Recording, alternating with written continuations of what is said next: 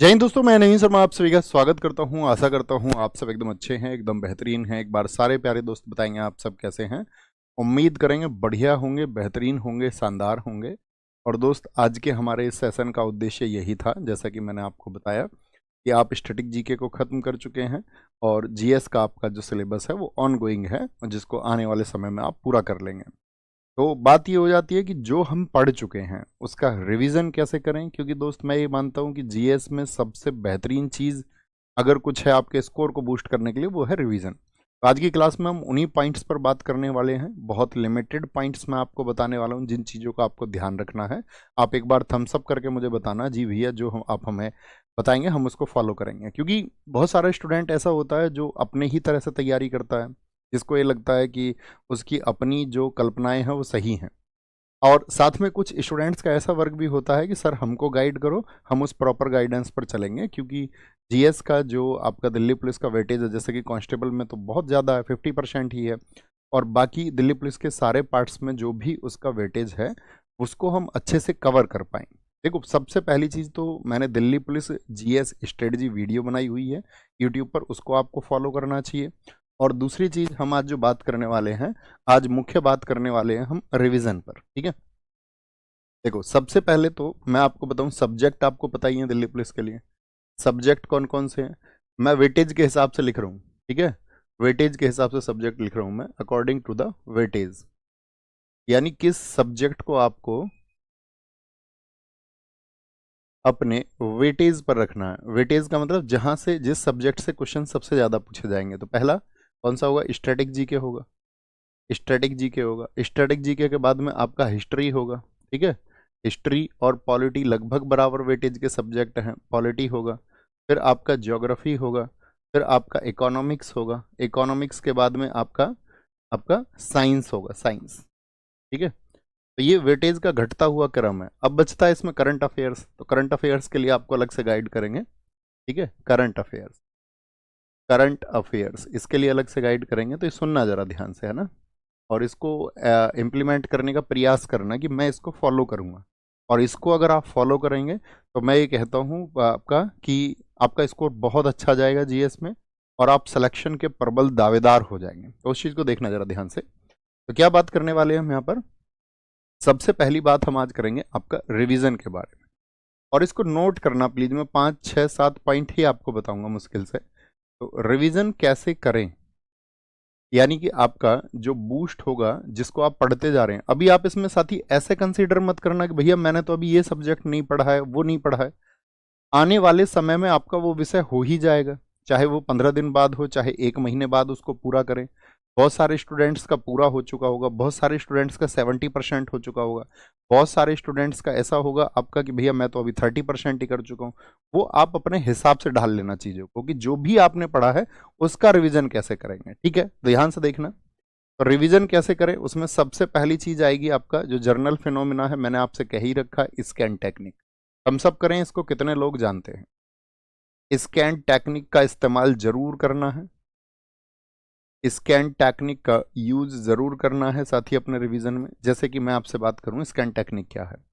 आपने सब्जेक्ट को पढ़ा, या किसी क्लास को आपने पढ़ा है, किसी टॉपिक को आपने पढ़ा, बड़े धैर्य के साथ आपने पढ़ा था, नोट्स भी आपने बनाए थे, और आप उस टॉपिक को पढ़ चुके थे बहुत अच्छे से, आपने उस पर समय दिया था, 1 घंटे 2 घंटे 3 घंटे।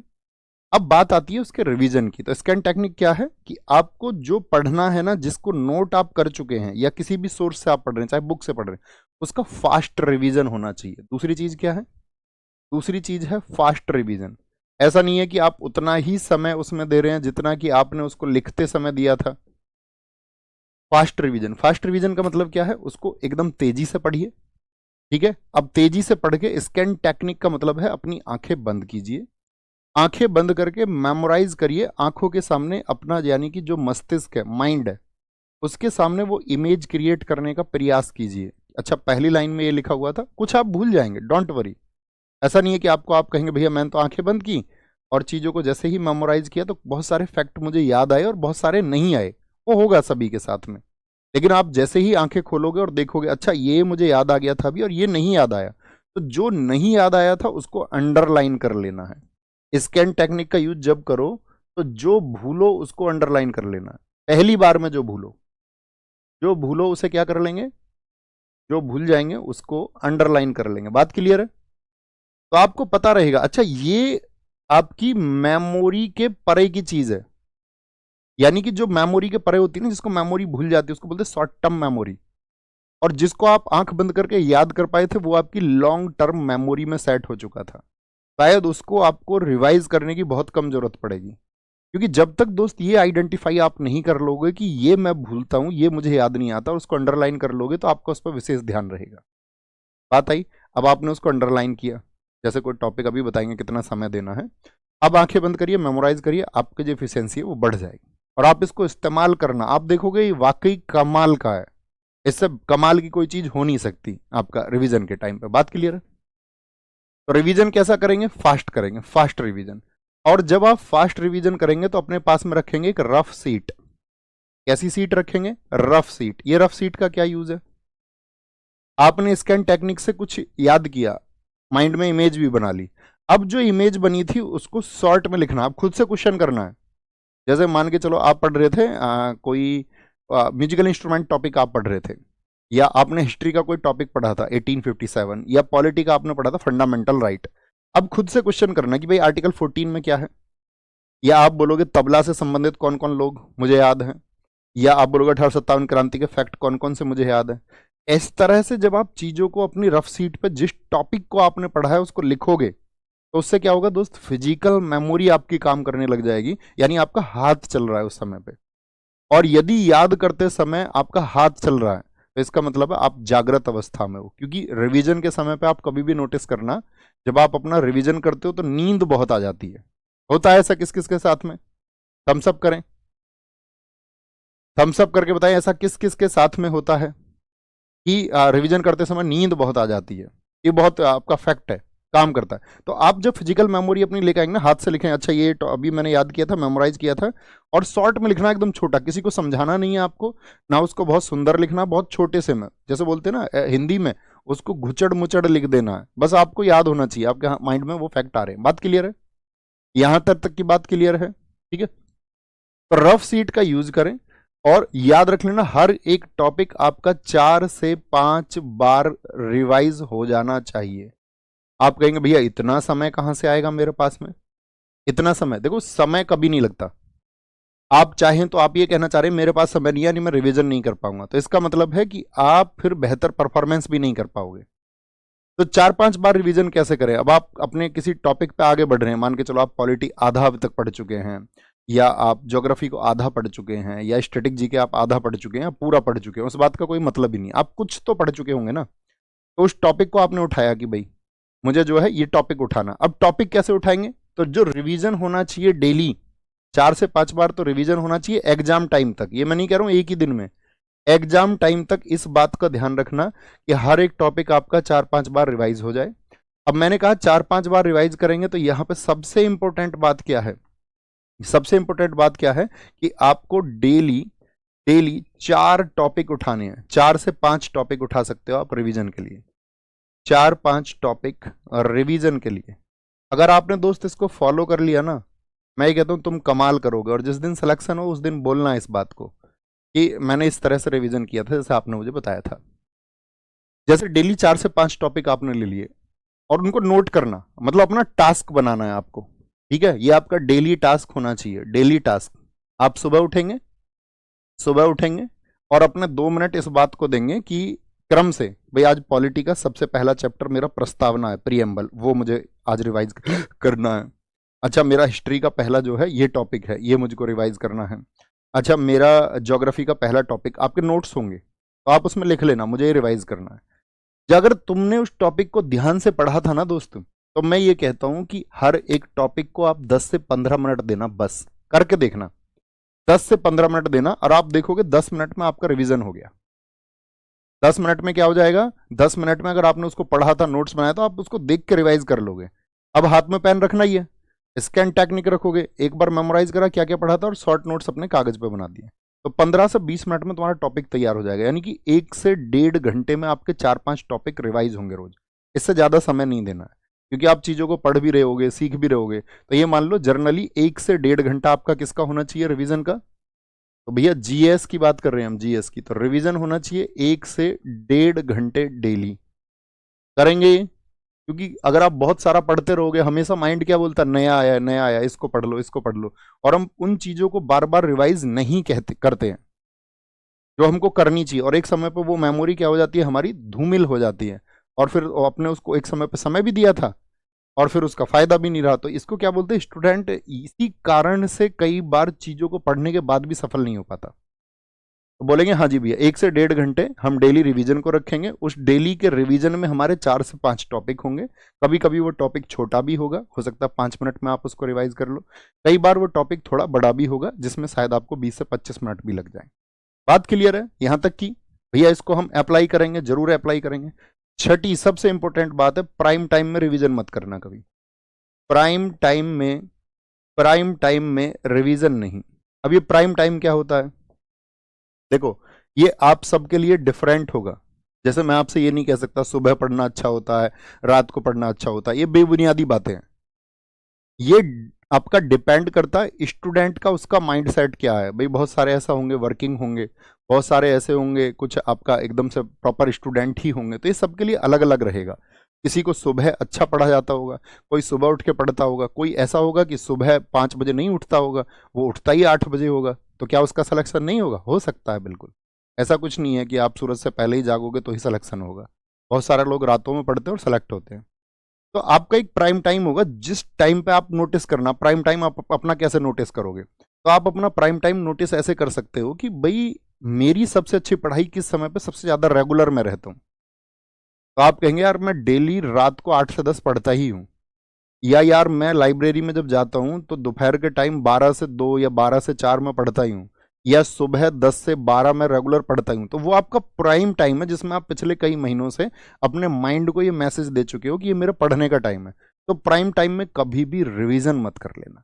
क्यों जी? उस समय पे, क्योंकि प्राइम टाइम में आपको नई चीजें सीखनी चाहिए, क्योंकि आपका माइंड बहुत एक्टिव है। उस चीज को तो आप ऑलरेडी पढ़ चुके हो ना। तो प्राइम टाइम में हमेशा, जैसे आपका मैथ्स कमजोर है, कोई टॉपिक आपको पढ़ना है, वो टॉपिक नहीं आता, तो प्राइम टाइम में उसको पढ़ो। मान के चलो आपका कोई सब्जेक्ट पे कोई टॉपिक अभी क्लियर ही नहीं है, आपने पढ़ा ही नहीं, एक बार प्राइम टाइम में उसे पढ़ो। रीजनिंग का कोई टॉपिक है, प्राइम टाइम में आप उसको निकालो। कंप्यूटर है, आप मान के चलो आपके किसी चैप्टर पे कमांड नहीं बढ़ रही, आप उसको प्राइम टाइम में पढ़ो।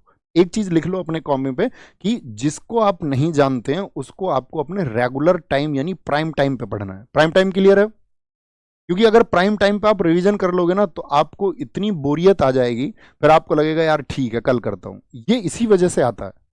और अगर आप प्राइम टाइम पर नई चीज सीखोगे तो उसमें इंटरेस्ट बनेगा आपका, आपके माइंड में चीजें ज्यादा एब्जॉर्ब होंगी। और इसको रखो अपने किस टाइम पे, इसीलिए मैंने बताया किसका यूज करना है यहाँ पे, स्कैन टेक्निक का यूज, रफ सीट। क्योंकि अगर आपका प्राइम टाइम नहीं भी है और आप उस टाइम पे अपना रिवीजन कर रहे हो, और रिवीजन मान के चलो रात को कर रहे हो या सुबह के टाइम कर रहे हो जिस टाइम पे आपको वासी आती है, इसीलिए मैंने कहा रफ सीट रखना है अपने पास में ताकि आपकी बॉडी एक्टिव हो पाए। आप अपनी फिजिकल मेमोरी कभी भी देख लेना, एक टीचर को चीजें क्यों ज्यादा याद हो जाती हैं, जब टीचर पढ़ाना शुरू करता है तब उसको उतने फैक्ट याद होते हैं जितने आपको याद होते हैं। हम तुम सब बराबर हैं, लेकिन टीचर जब उसको बार बार लिखता है, बार बार लिखता है और बार बार बोलता है तो वो मेमोरी एक परमानेंट मेमोरी बन जाती है। बात क्लियर है? एक साथी कह रहे कितने घंटे पढ़ना है, ऐसा कोई क्वेश्चन नहीं करना है साथी, जो मैं आपसे बोल रहा हूँ वो पढ़ना है। आप चाहे 10 घंटे पढ़ें, आप चाहे 6 घंटे पढ़ें, आप 8 घंटे, वो आपको डिसाइड करना है आप कितने घंटे पढ़ सकते हैं। ठीक है? नींद अच्छी लेनी है, बस इसका ध्यान रखना है कि आपको 6-7 घंटे अच्छी नींद लेनी है, और उसके बाद के घंटे आप डिसाइड करोगे, या आप 4 घंटे पढ़ोगे, या आप 3 घंटे पढ़ोगे, या आप 8 घंटे पढ़ोगे, 10 पढ़ोगे, 11 पढ़ोगे, वो आपको डिसाइड करना है, क्योंकि पढ़ना तो पड़ेगा। ठीक है? अब ऐसा नहीं है कि एक दिन में 8 क्लास हुई तो भैया मुझे तो 8 क्लास करके टाइम नहीं बचता है। ऑनलाइन स्टडी का ये तो फायदा, आप मत करिए ना डेली की 8 क्लास, आप 5 क्लास कर लीजिए, 3 को आप छोड़ दीजिए। पहले 5 पे तो कमांड बनाइए, 3 को फिर अगले आपका उसी क्रम से कर लीजिए, क्योंकि ऑनलाइन में क्या आपकी चीजें कहीं खो नहीं जाएंगी। ऑफलाइन नहीं है कि आपने जो आप आज छूट गया तो फिर आपने उस पर बहुत ध्यान नहीं दिया तो वो फिर कवर नहीं होगा। बात क्लियर है? ऑनलाइन का यही फायदा है। तो प्राइम टाइम में क्या बोलेंगे, आपका रिवीजन नहीं होना चाहिए। बात समझ में आई? रिवीजन कब करेंगे? आपका किसी और टाइम में, यानी जिस पे आप टाइम पे आपका मन लगता है पढ़ने में उसमें रिवीजन मत करना। 4 से 5 टॉपिक डेली लेने हैं, 4-5 बार एग्जाम तक आपका टॉपिक रिवाइज होना चाहिए, लिस्ट बना लेना। जैसे आप लिखोगे आपने स्टैटिक जीके के सारे टॉपिक्स की लिस्ट बना ली, है ना, एक लिस्ट बना ली। अब लिस्ट जब आपने बना ली तो आप उसमें टॉपिक लिखोगे ना, ऐसे डांस, फोक डांस हो गया, या आप लिखोगे दूसरा टॉपिक क्लासिकल डांस यानी कि आपका शास्त्रीय नृत्य। अब आपने देखा, आप इसको जब एक बार रिवाइज कर चुके हो तो इसके आगे एक बना दो, एक लिस्ट बना लो। जब इसको आप लगेगा कि इसको दूसरी बार रिवाइज कर चुके हैं तो इसके आगे दो बना दो, तो आपको लगेगा मैं इसको 2 बार रिवाइज कर चुका हूं। इसमें अंडरलाइन चीजें कौन सी थी, तो जो मैं आपसे कह रहा हूं ना, इसमें सबसे इंपॉर्टेंट बात सुनना आप, लास्ट वाली 7वां पॉइंट इसमें सुनना दोस्त। 7वां पॉइंट इसमें क्या है, 7वां पॉइंट है इसमें, हमेशा पेज 1 से शुरू करें, हमेशा पेज 1 से। पेज 1 से क्या मतलब है, आपने एक टॉपिक पढ़ लिया, जैसे पहला टॉपिक आपने ये पढ़ रखा था, अब आप इसको उस टाइम पर पढ़ भी चुके थे, आप रिवाइज भी कर चुके हो उसको 15-20 मिनट में, स्कैन टेक्निक भी आप उस पर लगा चुके, अंडरलाइन भी आपने कर लिया, टॉपिक अच्छा हो गया। तो आप जब कभी देखोगे ना, जो चीज आपने 15 मिनट में रिवाइज की थी, आप पहले पेज से शुरू करोगे, मैं कहता हूं आपको 2 से 3 मिनट लगेंगे, बस आपको बस देखना मात्र रहेगा, इतनी प्रैक्टिस आपकी हो जाएगी। ऐसा नहीं है कि इसको तो मैं कर चुका हूं अभी बाद में करें, तो हमेशा शुरुआत से, अच्छा ठीक है इसको 2 मिनट इसको भी देख लेता हूं, तभी अगले टॉपिक पे पहुंचे। याद रखेंगे, शॉर्ट नोट जरूर बनाना है, रफ सीट पर उसको लिखना है। बात क्लियर है, बात क्लियर है दोस्त, बताएंगे एक बार, ये मुझे आपको समझाना था। अब अगली बात क्या बची, तो यहाँ आपका टॉपिक्स लिख लेंगे सबके, हिस्ट्री में कौन कौन से टॉपिक्स हैं, मैम ने पढ़ाई हिस्ट्री, पॉलिटी में सर ने क्या क्या पढ़ाया, ज्योग्राफी में क्या पढ़ाया गया, इकोनॉमिक्स में क्या पढ़ाया गया, साइंस में क्या पढ़ाया गया, तो एक एक टॉपिक आज मुझको ये रिवाइज करना है। बात क्लियर। स्ट्रेटजी वीडियो मैं आपके लिए अलग से भी बना चुका था यूट्यूब पर। अब बात करते हैं करंट अफेयर्स की। करंट अफेयर्स मैं आपसे ये कहूंगा दोस्त, करंट अफेयर्स आपकी तैयार होनी चाहिए 6 to 8 मंथ्स की। कितने की, 6 to, लिखें एक बार कितना, 6 से 8 महीने की तैयार होनी चाहिए। अब 6 से 8 महीने में कभी कभी आप देखोगे एसएससी क्या करता है, 2022 का क्वेश्चन पूछ लेगा कोई, 2022 का क्वेश्चन पूछ लेगा, तो वो सब क्वेश्चन दोस्त छोड़ने वाले क्वेश्चन होते हैं। अगर बहुत हिट है तो आप कर दोगे, और नहीं बहुत हिट है तो छोड़ने लायक, वो सबके लिए होगा, उस पर रोना नहीं है। आपको ये देखना कि करने लायक जो है वो बन पा रहा है या नहीं, जो ना बनने लायक है वो किसी के लिए नहीं, वो कंपटीशन का हिस्सा ही नहीं होता, वो आपके सिलेक्शन को वो क्वेश्चन कभी नहीं रोकता, वो सबके लिए समान है। आपके सिलेक्शन को रोकेगा कि जो करने लायक था वो आपने नहीं किया, तो वो है 6 to 8 मंथ्स का। मैं आपसे कहूंगा करंट अफेयर्स आप कैसे कर ले, मंथली कर ले, मंथली करंट अफेयर्स, ठीक है, कि भाई हमको जब एग्जाम होगा उस महीने के हिसाब से आप देख लो पिछले 6-8 महीने कौन से हैं। अच्छा मेरा अभी तो मुझे मार्च का भी मंथली करना था, तो 2-3 जगह से कर लिया मंथली, ठीक है। और अगर आपको ये कि मैं डेली करंट अफेयर्स लगाता हूं तो उसको स्पीड मोड पे लगाया करो हमेशा, मेरा कहना ये है, ओके। तो मंथली करंट अफेयर्स ये आपके लिए बहुत जरूरी है, इसको कर लेना, और आपको उन चीज़ों को आप बार बार रिवाइज कर लेना, 2-3 सोर्स से कर लेना उसको, और इतना ही उस पर ध्यान लगाना, उससे ज़्यादा नहीं, क्योंकि अनप्रडिक्टेड अगर कुछ रहेगा तो सबसे ज़्यादा वो करंट अफेयर्स ही रहता। बात क्लियर। तो ये सब पे लागू होगा, हर एक पे, चाहे एचसीएम के लिए हो चाहे एडब्ल्यूओ के लिए हो, क्योंकि सिलेबस तो आपका सेम ही है ना दोस्त, टॉपिक्स तो आपको वो सबको पढ़ने हैं, ओके। बात क्लियर है, बात क्लियर है दोस्त। और कोई बात आपकी तो नहीं है, बताएंगे सर मेरा 70%, अब कुछ क्वेश्चंस दिखा दो भैया मुझे दोस्त, बुनियादी क्वेश्चन करना थोड़े। भैया आपके बताए गए पढ़ी तरीके से ही मेरे भैया का सिलेक्शन हो गया, पहले आवारा था, अब तुम भी अभी आवारा हो। हर एक व्यक्ति अपने सिलेक्शन से पहले आवारा ही कहलाता है, ऐसे ही कहना आसान होता है, हर किसी की स्ट्रगल होती है दोस्त सिलेक्शन की।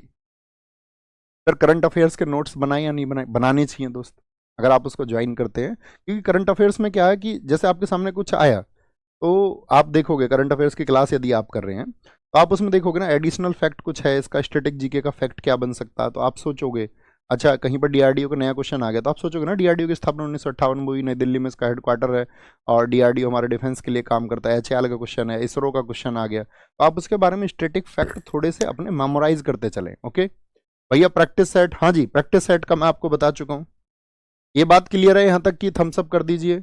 नायक 2.0, जितने भी दोस्त ये कहें कि भैया मेरी तो बहुत कमजोर है जीएस, मुझे तो कुछ लिमिटेड सोर्स बता दो, मैं तो रट्टा मारने वाला स्टूडेंट हूँ, रट्टा मार लूंगा, बहुत कमजोर है, कुछ ऐसा सोर्स बता दो जो स्कोर को एकदम जबरदस्त बूस्ट कर दे, तो मई के फर्स्ट वीक में, मई के जो फर्स्ट वीक होगा, फर्स्ट वीक में जो भी पहला मंडे होगा, जो भी पहला मंडे होगा, मैं इसके लिए वीडियो भी बनाऊंगा बाकायदा, हम इसमें किस तरह से टॉपिक्स करने वाले हैं, ठीक है। और इसमें क्या सबसे इंपॉर्टेंट बात ये हो जाएगी, जैसे मैंने आपसे कहा आप टॉपिक सर्च करना, तो हो सकता है मैं इसमें कुछ ऐसा मेथड लगा दूं कि मैं आपको टॉपिक बता दूं पहले, इन टॉपिक से क्वेश्चन आज हम करेंगे, ताकि आप थ्योरी सेक्शन को भी रिपीट कर लो और आपका और एनहेंस हो जाए, कुछ एडिशनल करने को उसमें है तो वो कर लो आप। तो मई के फर्स्ट वीक में मंडे सब बोलो चीयर अप, ये तुम्हारे लिए किया जा रहा है। थोड़ा सा इसमें लगाना कि हाँ यार सिर्फ ऐसा नहीं था कि सिलेबस खत्म करके अपने घर बैठ गए, और आपको बहुत मजबूत कैसे बनाया जाएगा आपके सिलेक्शन तक उस पर काम करते रहेंगे। नायक 2.0 में क्या होगा, ये प्रैक्टिस सेट होगा दोस्त। प्रैक्टिस सेट कितने बजे होगा, जितने बजे हमारा जो फेमस जीएस का सेट रहा है, जिसकी अपनी प्रसिद्धि है, किसी भी एग्जाम का स्टूडेंट ऐसा नहीं है जो इस सेट को ना करता हो। तो ये होगा 3 बजे। कितने बजे होगा, 3 बजे होगा, यूट्यूब पर होगा। और यूट्यूब पर ये आपके स्कोर को बहुत बढ़ाने का काम करेगा। 3 बजे यूट्यूब पर होगा और चैनल पर होगा RWA SSC चैनल पर।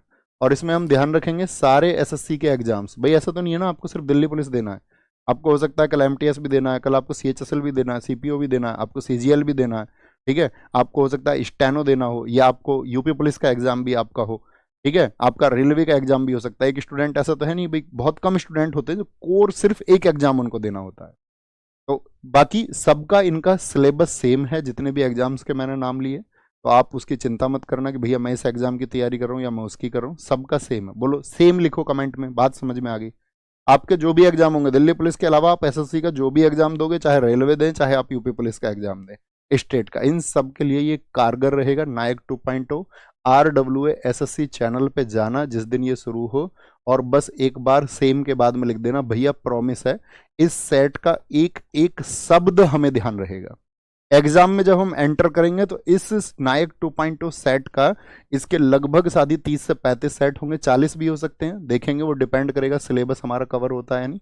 30 to 40 सेट्स होंगे। बस ये आप कहना कि भैया प्रॉमिस है इस सेट का एक एक जो फैक्ट है वो हमारे हमारे फिंगर्स पर होगा। लेकिन अगर हमारी फिंगर्स पर वो सारा डेटा हुआ, एग्जाम में हमको फायदा ही होना चाहिए, और जबरदस्त फायदा होना चाहिए। ये प्रॉमिस भैया आपकी तरफ से हमको चाहिए। तो मेरा दोस्त ये आपसे प्रॉमिस है कि अगर आप इसको बहुत अच्छे से, आपने अपने थ्योरी को बेसिक भी पढ़ा है ना, अगर आपने अपनी थ्योरी को बेसिक तरीके से भी पढ़ रखा है, कुछ भूल भी गए हो, और साथ में बेसिक के साथ में नायक 2.0 प्रैक्टिस सेट आपका तैयार है, मैं कहता हूं आप एग्जाम में कमाल करके आओगे। और आपके सिर्फ और सिर्फ टंग पर एक ही नाम होगा, नायक 2.0 सेट। आप कहेंगे भैया किसी भी जीएस के एग्जाम के लिए उसको कर लो, वो अपने आप में अपरंपार है। ये मेरा आपसे प्रॉमिस है, आपके भाई का प्रॉमिस है, और जो मैं प्रॉमिस करता हूं तो वो साथी फिर होके रहता है। ये आपको समय के साथ में पता चलेगा, क्योंकि मैं जबरन प्रॉमिस नहीं करता किसी चीज़ का, और अगर मैं बोल दूंगा तो वो होगा। तुम देख लेना इस बात को, और ये हम करके रहेंगे। इस सब में जरूरत होगी आपकी मेहनत की। तो जो मैंने आपको बताया है दोस्त यहाँ पर, अभी मैंने आपको बताया कि भैया रिवीजन कैसे करेंगे, 1 से 1.5 घंटा। आप कहेंगे भैया 10-20 मिनट ज़्यादा लग गए, चिंता की बात नहीं है, क्योंकि देखो यार, अब आप मान के चलो कांस्टेबल की बात करें तो वहाँ पे 50% जीएस है। अब 50% जीएस है तो मान के चलो आइडियल टाइम मांग लें आप, 7 से 8 घंटे पढ़ते हो। बहुत सारे स्टूडेंट 10 भी पढ़ते होंगे, बहुत सारे 11 भी पढ़ते होंगे, बहुत सारे 12 भी पढ़ लेते हो। अब इसका 50% तो 3 से 4 घंटे तो पढ़ोगे ना जीएस को। रीजनिंग तो एक बार कर लोगे तो मॉक लगा लोगे, उसमें तो अपने आप स्कोर होता रहता। मॉक लगाना, हर एक चीज़ का मॉक लगाना, कभी भी एग्जाम का मॉक लगाना नहीं छोड़ना। वीकली मॉक जो होता है वो हमेशा लगाना है। बात क्लियर है सर? वीडियो दोबारा देखूं क्या रिवीजन के लिए? नहीं दोस्त, मैंने बताया ना, नोट्स एक बार में जो बना चुके हो उसको रिवाइज करना है, बार बार वीडियो नहीं देखनी है, बार बार वीडियो नहीं देखनी है। बात क्लियर है? तो ये आपके जहन में होना चाहिए, इसको आप पूरी तरह से पालन करोगे। ऐसे समझिए ये भैया का आदेश है, इसको पालन करना ही करना है। इसी तरीके से अपना रिवीजन करना है। अपने टॉपिक्स आप जानते हैं। अब आप कहेंगे भैया कौन से टॉपिक्स? तो इंपॉर्टेंट टॉपिक्स में जीएस स्ट्रेटजी वीडियो में सब कुछ विस्तार से बता चुका। ओके, इतनी बात थी। बाकी तो मैं सारी चीज़ों का सॉल्यूशन बता चुका हूँ। अतिरिक्त प्रश्न आपके दिमाग में कोई आना नहीं चाहिए, आए तो उसको देखना ध्यान से कि इसी में ढाल के खुद की तैयारी कर लो, बाकी चीज़ों को छोड़ दीजिए। ओके, ख्याल रखिए अपना बहुत सारा। बाय बाय, टेक केयर, जय हिंद, जय भारत, नमस्ते। और मिलेंगे नायक 2.0 प्रैक्टिस सेट की पहली क्लास में आपसे। Thank you.